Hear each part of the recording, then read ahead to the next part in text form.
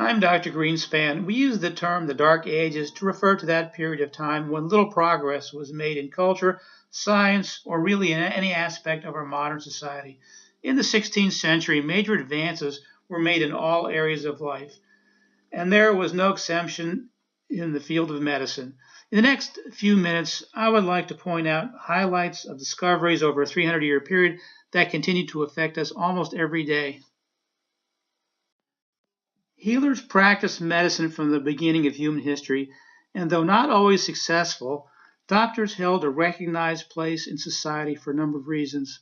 The beginning of modern medicine can really be placed at 1543 when Andreas Vesalius published his great book, De Humani Corporis, which marked a break from traditional ways that doctors had studied their craft.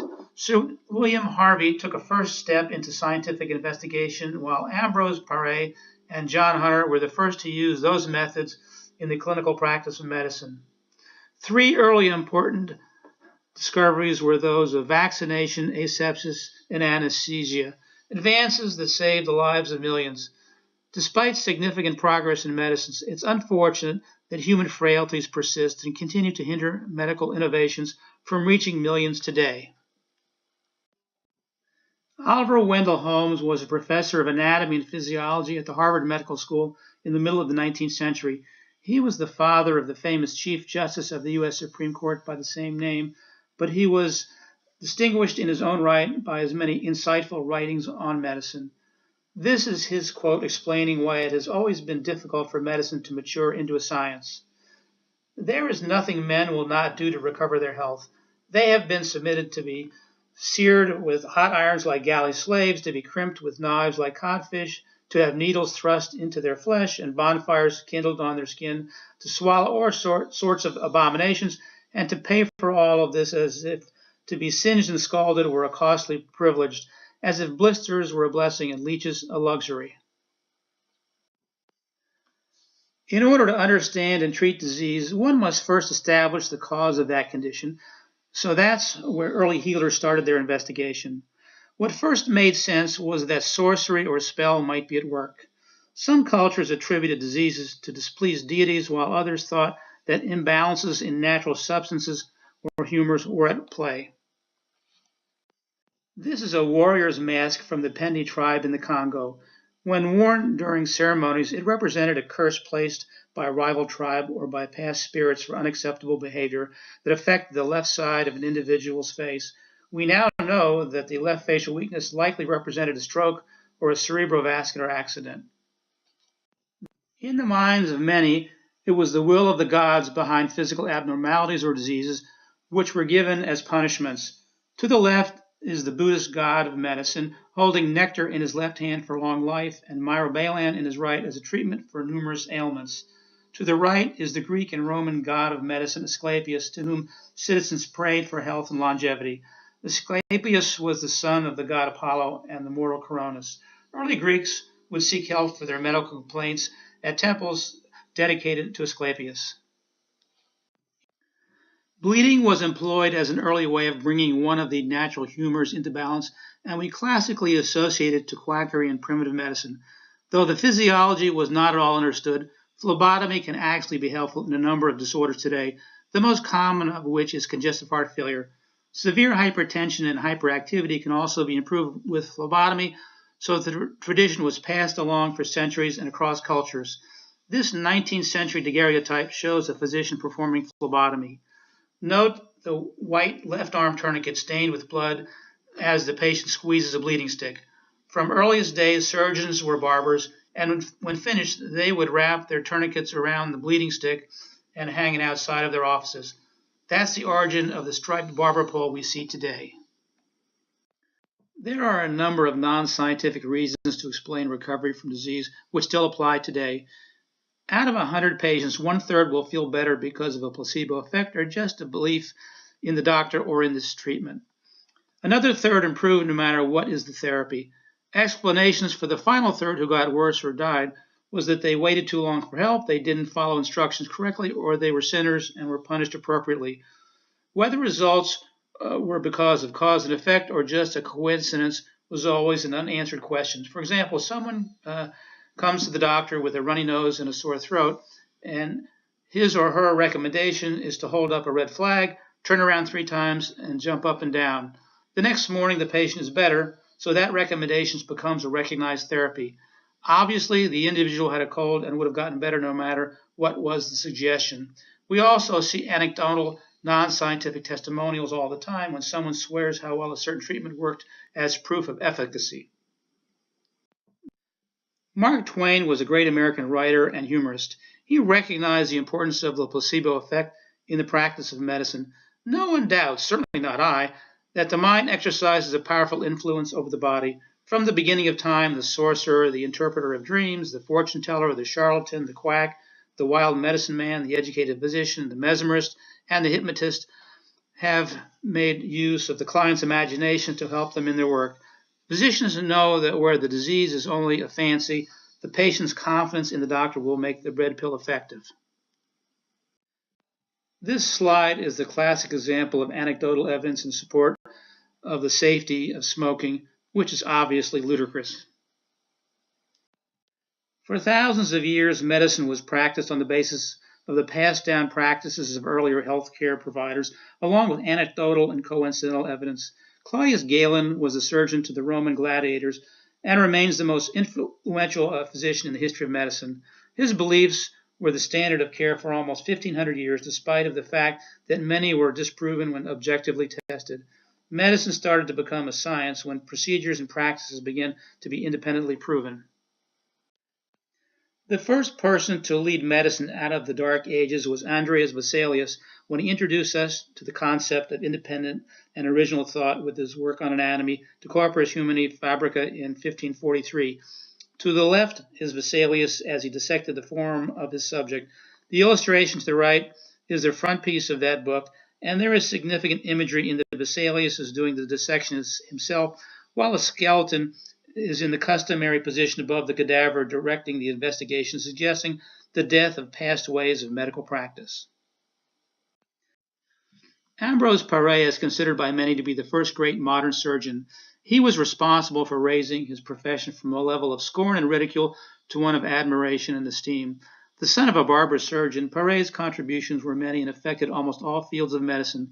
He legitimized the practice of obstetrics when he established the first school for midwives and popularized the use of ligatures for control of bleeding, something much appreciated by patients who previously had to endure caustics or a hot cautery. Because early physicians believed that gunpowder was poisonous, the accepted treatment for gunshot wounds was the use of boiling oil. Following a ferocious battle when hot oil wasn't available, Paré applied a digestive made of egg yolks, oil of roses, and turpentine. To his great surprise, the next morning he found that those whom he had treated with this formula had improved, while those who had suffered with hot oil had not. This was an early therapeutic trial and set the stage for later investigations. The next great landmark in the history of medicine, and indeed of all of science, came in 1628 when William Harvey wrote Exercitio Anatomica de Motu Cordis. Shown here, his study of circulatory physiology was another major departure from principles long held by Galen, who had taught that blood passed from the right to the left side of the heart through invisible pores and then ebbed and flowed in the vascular system. His use of the scientific method and his application of mathematical measurements to vital phenomena revolutionized medical investigations. Harvey's first ideas regarding the circulation of blood may have, in fact, come from Galileo, who was a professor at Padua, where Harvey had received his medical degree and had been working with fluids and pumps. Harvey's work is felt by many to be the most important book in the history of medicine, as he moved into the modern era by independently studying and testing his observations for accuracy.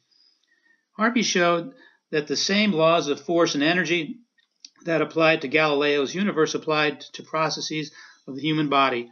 This passage by Harvey is a medical landmark and is really the beginning of the modern science of medicine. The blood passes through the lungs and the heart by the force of the ventricles and is sent for distribution to all parts of the body, where it makes its way into the veins and the flesh and is finally discharged into the vena cava and right auricle of the heart. It is absolutely necessary to conclude that the blood in the animal body is impelled in a circle. and is in a state of ceaseless motion, and that it is the sole and only end of the motion and contraction of the heart. Sir William Osler is felt by many to be the greatest modern physician, since he established the way clinical medicine is taught at the bedside, and because of his holistic approach to patient care. This is his assessment of Harvey's scientific breakthrough. It marks the transition from old tradition to modern thought. We are no longer satisfied with bare observations. Here, for the first time, is an experimental solution of physiological problems carried out by a man who could evaluate his findings without ever valuing them and had the ability to let his conclusions follow naturally from the results. A modest monograph of 72 pages lays the basis for all experimental medicine. In 1632, Rembrandt turned his attention to anatomy in his famous The Anatomy Lesson of Dr. Tulp. Dr. Nicholas Tulp was a leading Dutch physician at the time, and he is shown here identifying tendons in the arm of a cadaver. It's no coincidence that he was referring to the same tendons highlighted by Andreas Vesalius in the front page of his landmark work, the Fabrica, since Tulp had been a disciple of the great anatomist. Note that most observers were carefully studying the movement of Dr. Tulp's left hand as he reproduced the motion of the dissected specimen. He was actually demonstrating the action of tendons that flex the fingers, since his goal was to use functional anatomy as a way in which to discover the cause of disease, reflecting a new direction that medicine had taken at the time. The painting should therefore have been titled The Physiology Lesson of Dr. Tulp. Scientists had always been intrigued with the electricity that they had observed in nature, but it was not until the latter part of the 18th century that they began to experiment with its biological use. Luigi Galvani was an Italian scientist who was experimenting with dissected frog legs when he accidentally applied electric current to a muscle which jumped, suggesting to Galvani that it might have temporarily returned to life. The term galvanism is defined as an electric current passed through tissue. Galvani's nephew Giovanni Aldini progressed from frog's legs to attempting the reanimation of a hanged criminal, making use of the Murder Act of 1752, which added the punishment of dissection to hanging. The subject moved when given electric shock and actually opened his left eye. Mary Shelley at the left wrote a story of reanimation while on a holiday at Lake Geneva in Switzerland, while she was with her future husband, British poet Percy Bysshe Shelley, poet Lord Byron, and physician John Polidori. The four had a short story contest, and hers was that of Frankenstein, which she later expanded into a novel. Though there is no evidence of communication between the two, Shelley certainly was aware of Aldini's contemporaneous experiments with electricity and reanimation. John Hunter was a Scottish surgeon who was called the Knife Man because of his interest in anatomy and dissection. His approach to medicine was thorough, detailed, and based on an insatiable scientific curiosity. He has been called the first modern surgeon and collected animals for experimentation and dissection from all over the world. Under his direction, surgery evolved from a simple study of technique to one of scientific investigation. Perhaps his most famous experiment was on himself when he attempted to inoculate himself with gonorrhea to show that gonorrhea and syphilis were caused by the same agent. Unfortunately, he unknowingly exposed himself to both diseases at the same time, since his donor patient had both, so he was unable to differentiate between the two. His treatise on venereal disease, however, set a standard in experimental medicine by following the course of a disease in one patient. Dr. Hunter's practice thrived, and his anatomical collection eventually grew to 14,000 preparations. He continued his experimental work while seeing patients in his private practice, so Hunter moved to Leicester Square, where he bought two adjoining houses, each with a separate entrance on separate streets, one to welcome his patients and the other out of sight to house his specimens and to admit the grave robbers and body snatchers he needed to supply him. The description of Dr. Hyde's house in Robert Louis Stevenson's book, The Strange Case of Dr. Jekyll and Mr. Hyde, is almost identical to that of Dr. Hunter. In 1858, Dr. Oliver Wendell Holmes discussed Dr. Hunter's with new graduates of the Harvard Medical School by saying, "For faithful, lifelong study of science, you will find no better example than John Hunter. never satisfied until he had the pericardium of nature open and her heart throbbing naked in his hand. This is an image of a child with smallpox. The first to describe that devastating disease was the great Persian physician Rhazes.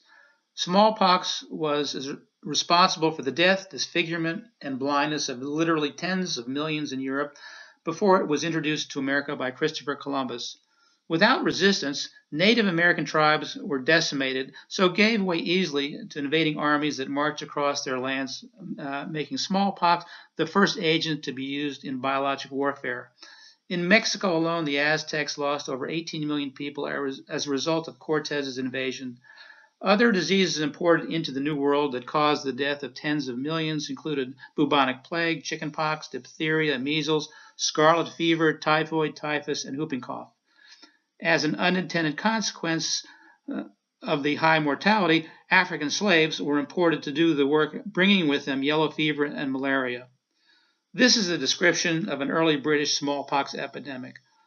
Smallpox was always present, filling the churchyards with corpses, tormenting with constant fears all whom it had not yet stricken, leaving on those whose lives it spared the hideous traces of its power, turning the babe into a changeling at which the mother shuddered, and making the eyes and cheeks of the betrothed maidens objects of horror to the lover. Edward Jenner is credited with the discovery of smallpox immunization, though prevention of the disease by a previous exposure to an infecting agent had been practiced for centuries well before there was any understanding of communicable disease. The ancient Chinese immunized themselves through inhalation, while early Arabs scratched themselves with infected pustules. In Europe, it was well known that milkmaids who had been exposed to the udders of cows infected with cowpox were also protected against smallpox. In May of 1796, Edward Jenner made the next logical step when he transferred infectious material from a milkmaid to a young boy's arm to protect him from smallpox. He named his procedure vaccination after the Latin word vacca for cow. In the United States, Benjamin Franklin always regretted not vaccinating his family after his son died from smallpox, while Thomas Jefferson and his family were some of the first to be vaccinated in the United States. Abraham Lincoln had a mild case of smallpox following his return from giving the Gettysburg Address, commenting, "I finally have something I can give everybody." One of the most important advancements in the history of medicine, however, was met with doubt by the medical community then, and there continues to be resistance now. Unfortunately, there were early bacterial infections without sterile technique, while Quaker physician William Woodville mistakenly inoculated some of his patients with active smallpox, leading to a backlash against vaccination, which hounded Jenner for the remainder of his life. Dr. Benjamin Moseley from the Royal Medical Hospital commented that vaccinated patients might become wild with horns on their heads, and the famous satirist James Gilray responded with this now famous sketch. This painting represents the way in which medicine was practiced for centuries before there was an understanding of asepsis. Etiologies for the cause of pus-containing wounds were plentiful over the years and included imbalanced humors, irritated internal organs, and unhealthy air sent from misaligned planets. Therapy has never been and is still not standardized, with the ancient Egyptians likely the first to use the antibiotic penicillin when they packed wounds with moldy bread. Honey was a standard antibacterial in as diverse cultures as the Romans in Europe, African tribesmen, and by Native Americans. Other substances have included wine, vinegar, and nitric acid, though again, no one really understood the bacterial etiology. There was a great deal of opposition to the germ theory, opposition that included the personal physician of French King Louis XIV, or the Sun King, who served from 1643 to 1715. It was said that during his lifetime Louis had bathed only twice. His disregard for hygiene was legendary, since windows had to be opened and everything strongly perfumed before his arrival. In 1686, the king developed a rectal abscess, which progressed to a fistula unresponsive to medical therapy, which included laxatives, enemas, and a red-hot iron. Finally, barber surgeon Charles Francois Felix took on the challenge by inventing the instrument seen at the right, which he tested on 75 prisoners and, quote, volunteers, unquote. many of whom died before he operated on the king. Fortunately for Louis, and for the doctor as well, the procedure was a success. The king lived another 25 years, while the barber retired with a new title and a large estate, and the status of surgery rose to the same level as for other physicians around the world. According to the king's personal physician, there are some who think that the venereal poison is nothing else but a school of little nimble, brisk, invisible living things of a very prolific nature, which when once admitted, increase and multiply in abundance and inflame, erode, and ulcerate the parts they fix on. These are mere visionary imaginations unsupported by any authority. That all other diseases are derived from the like little living things, nothing can be more absurd. Louis Pasteur was the first to prove that infectious diseases were spread by microscopic organisms when he showed fermentation to be caused by unseen living creatures. Heating those organisms for a few minutes acted as a preservative by what we now term pasteurization. In 1885, Pasteur developed an attenuated form of the deadly microscopically invisible rabies virus and then gave that material to a child bitten by a rabid dog at great risk to the child and to himself as well. Here he provided mankind with the first practical use of the germ theory in combating an almost universally fatal disease. With Pasteur, medicine left behind centuries of hand-holding and home remedies to a time when physicians could attack previously untreatable diseases through scientific investigation. Ignaz Semmelweis was a Hungarian house officer in Vienna when he made one of the most important discoveries in the history of medicine.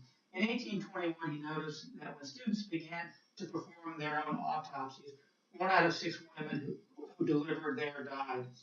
One of his professors died after he had accidentally cut his finger with a knife that he had been using for a postmortem examination. The resultant disease was identical to childhood or puerperal fever suffered by women on the wards. Semmelweis asked his students to wash their hands with chloride of lime, and the mortality rate immediately dropped from 18 to 1%. For that discovery, and because of his aggressive advocacy of hand washing, Semmelweis was forced to move to Budapest, where he eliminated sepsis in those maternity wards as well, while the death rate climbed at his previous hospital. Physicians were not willing to change their ways, and he was declared insane, ending up in a mental hospital back in Vienna. While there, he was reportedly beaten by attendants and ironically died from an infection that was improperly treated. Sepsis continued to be a significant cause of death and disability throughout most of the 19th century. This is a description of an operating room by Dr. Tate during that time period. The only correct garb of a surgeon was a frock coat, the oldest and shabbiest in his wardrobe, which was kept in the surgeon's room and never renewed or cleaned during his 20 years of operating work. The surgeons came direct from the dissecting room to operate. Ligatures were used, which had already been soiled by handling with blood-stained fingers, to bind up wounds in a second case. Robert Koch was instrumental in establishing the field of microbiology and thereby allowed medicine to take a monumental step forward. He was the first to isolate the causes of many age-old, deadly diseases, thereby paving the way for others to find cures. Some of the important diseases Koch studied were tuberculosis, syphilis, cholera, diphtheria, typhoid fever, and anthrax. He established requirements for the definition of a communicable disease in his famous 4 postulates. 1, the organism must be present in all cases of the disease. 2, the organism can be cultured. 3, inoculation in animals of that cultured organism causes the disease. And 4, the organism can then be removed from the diseased animal and grown in culture. Despite major advances in the field of infectious disease, unfortunately surgeons were slow to change. Dr. Samuel Gross of the Jefferson Medical College was not a proponent of aseptic technique, and so stated in his popular surgical textbook.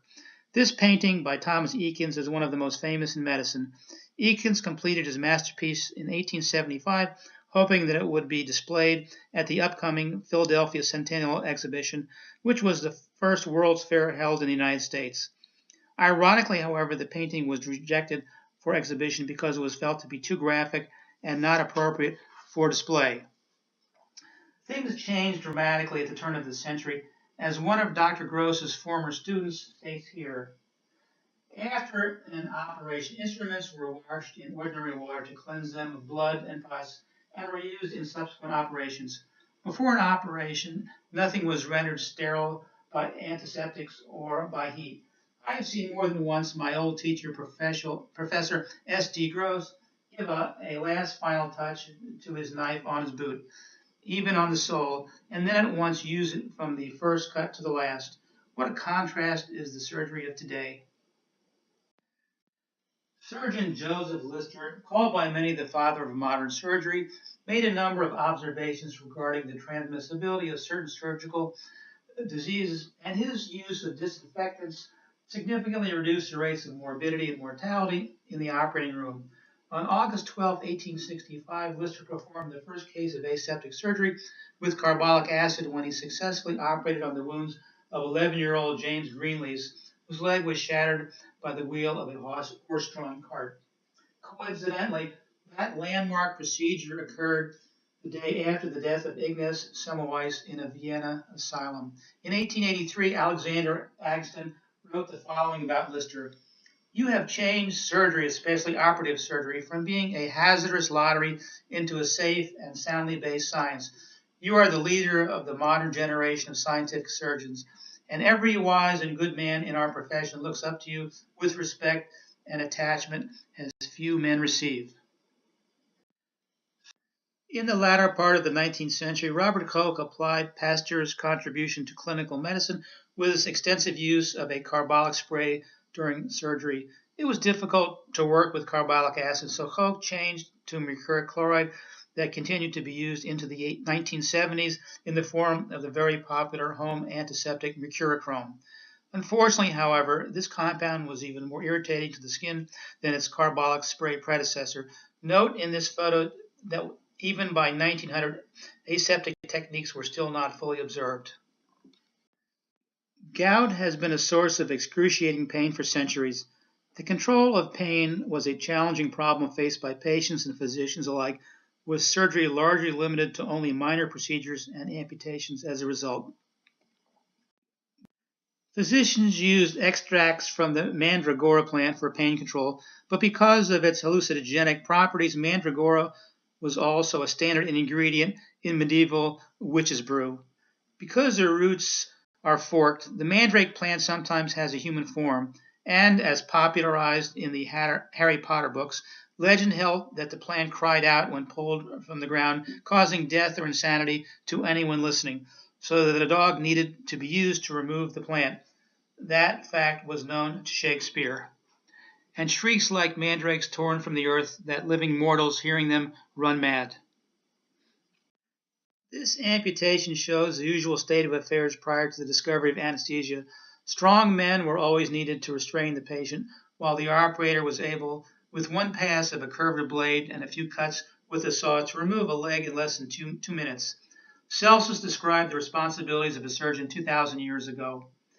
Now a surgeon must be with a strong and steady hand, which never trembles, with spirit undaunted, filled with pity, so that he wishes to cure his patient, yet is not moved by his cries, to go too fast or cut less than is necessary. But he does everything just as if the cries of pain cause him no emotion. It's difficult for us today to appreciate the significance of the discovery of anesthesia, so this personal account by Fanny Burney might help. I felt desperate. The bedstead was surrounded by 7 men and my nurse. When I saw the glitter of polished steel, I closed my eyes.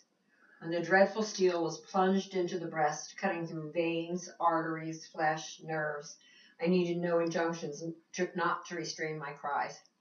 I began a scream that lasted intermittingly during the whole time of the incision, so excruciating was the agony. The instrument this second time was withdrawn. I concluded the operation was over. Oh no. Presently the terrible cutting was renewed and worse than ever. I then felt the knife tackling against the breastbone, scraping it. This performed while I yet remained in utterly speechless terror. When all was done, they lifted me up, that I might be put to bed. My strength was so totally annihilated that I was obliged to be carried, and could not even sustain my hands and arms, which hung as if I had been lifeless, while my face, as the nurse has told me, was utterly colorless. I then saw my good friend, Dr. Larry, pale as myself, his face streaked with blood, its expression depicting grief, apprehension, and almost horror. It's difficult for us today to appreciate the significance of the discovery of anesthesia, so this personal account by Fanny Burney might help. I felt desperate. The discovery of anesthesia was a turning point in the history of medicine, since physicians were able to enter areas of the body not accessible previously. The story began with the discovery of nitrous oxide, or laughing gas. The anesthesia that this chemical produced was first recognized by Bristol physician Thomas Beddoes and his assistant Sir Humphrey Davy at the end of the 18th century. Aside from its analgesic effect, nitrous oxide reduced inhibitions and was used at exhibitions for entertainment. There was a great deal of controversy in the history of anesthesia, with 4 physicians claiming credit for its discovery. One of the early contenders was Dr. Horace Wells, a Connecticut dentist who had attended a demonstration of nitrous oxide in 1844. Wells noted that an injured participant felt no pain, so the next day he asked one of his associates to remove one of his teeth after taking nitrous oxide himself. The procedure was painless, so he asked a former partner, Dr. William Morton, to arrange a public demonstration for the Dental Society of Boston at the Massachusetts General Hospital. Unfortunately, Dr. Wells administered a very low dose that resulted in the patient screaming in pain, thus denying Dr. Wells of his chance for fame and fortune. After the death of one of his patients given nitrous oxide, Wells withdrew from his dental practice, became addicted, and roamed the streets of New York as a vagrant. He was imprisoned after he threw sulfuric acid at 2 prostitutes and finally committed suicide while in jail. At the time of his death, Wells didn't know that in the mail were 2 letters crediting him with the discovery of anesthesia, one from the French Academy of Medicine and the other from the American Dental Association. In 1872, the American Medical Association also credited him with the discovery. Charles Jackson was a physician-chemist at Harvard who also claimed credit for the discovery of ether anesthesia. Because of financial problems, William Morton had stayed with Dr. Jackson at Harvard. Morton had learned about the properties of nitrous oxide from Wells, but it was Jackson who convinced him to use ether and taught him how to use it clinically. In 1873, Jackson had a stroke and was thereafter unable to speak. He spent the last 7 years of his life in an asylum. Though the anesthetic properties of ether had been known to physicians in the late 18th century, it was Dr. Crawford Long of Georgia who recognized its medical potential after attending a demonstration called an ether frolic. In 1842, he removed a small tumor from a patient and thus became the first to successfully anesthetize a patient, but unfortunately received no recognition since he hadn't reported it. Long continued to use ether for the next 30 years, but it was not until 1921 that he was given credit for the discovery of anesthesia by the American College of Surgeons. Dr. William T.G. Morton provided ether for the famous demonstration at the Harvard School with prominent surgeon Dr. John Collins Warren. In 1868, he jumped from his carriage into a pool of water and was rescued, but died soon thereafter from a stroke. Despite the controversy that lasted for years, it was Dr. Morton to whom most now give credit for the discovery of anesthesia. This is an oil on canvas showing Dr. John Collins Warren performing the first recognized surgery under anesthesia in what is now called the ether dome of the Massachusetts General Hospital, with the ether provided by Dr. Morton. Several years after the first demonstration of anesthesia and following his retirement, Dr. Warren returned to the ether dome to reflect on his momentous achievement. A new era has opened on the operating surgeon. His visitations on the most delicate parts are performed not only without the agonizing screams he has been accustomed to hear, but sometimes in a state of perfect insensibility, and occasionally even with an expression of pleasure on the part of the patient. It will awaken the gratitude of the present and all coming generations. Victor Robinson summarized the sad ending that these 4 physicians suffered as a result of their personal quest for fame and glory. The 4 men did not meet in a tavern and pledge eternal brotherhood, as the world rejoiced in the victory over pain. Alone they drank the wine of bitterness and tasted the lees of hatred. There was limitless glory for all, but not one would grant a share to another. Renowned obstetrician Dr. James Young Simpson championed the use of another anesthetic agent, chloroform, for a number of reasons, including the fact that it had a rapid onset and was not potentially explosive. Because of several unexplained deaths, however, by 1870, ether became the agent of choice for surgical procedures. There was a major controversy regarding the use of anesthesia during childbirth, a debate that directly set Dr. Simpson against the Church, which had felt that the pain of childbirth was a punishment expected by God. According to the Bible, unto the woman he said, I will greatly multiply thy sorrow and thy conception. In sorrow thou shalt bring forth children, and thy desire shall be to thy husband, and he shall rule over thee. Dr. Meggs from Jefferson Medical College wrote, I have always regarded the labor pain as a most desirable, salutary, and conservative manifestation of life force. There was a dramatic rise in the universal acceptance of anesthesia after Queen Victoria of England agreed to the use of chloroform for the birth of her eighth child, Prince Leopold, while under the care of obstetrician Dr. John Snow. Following that delivery, the Queen commented, Dr. Snow gave me the blessed chloroform, and the effect was mild, calming, and beautiful beyond bounds. The scientific method was not really appreciated until the 19th century, which is when medicine fully matured. The scientific method is defined as the proof of a hypothesis tested through the collection of unbiased observed data which either prove or disprove that theory.